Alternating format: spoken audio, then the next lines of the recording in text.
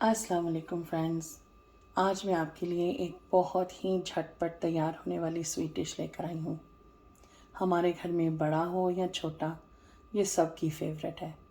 और अगर ये 3 इंग्रेडिएंट्स आपके पास पेंट्री में पड़े हैं तो कोई अगर अचानक आपके घर आ जाए तो उसके सामने भी आप ये रख सकते हैं। यहाँ हमने सबसे पहले इंग्रेडिएंट्स में लिए हैं क्रश्ड पाइनएप्पल्स। उसमें से मैंने जूस निकाल लिया था। वो उस जूस का हम क्या करेंगे, मैं इंशाल्लाह आपसे जल्द ही शेयर करूँगी। साथ में हमने लिया है इवेपोरेटेड मिल्क और कंडेंस स्वीटन्ड मिल्क।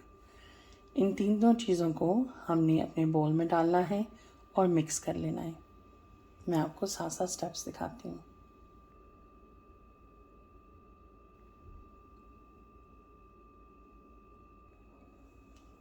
ये देखिए फ्रेंड्स, इसमें तीनों चीज़ें हमने डाल दी और आप इसको अच्छे से मिक्स कर लें।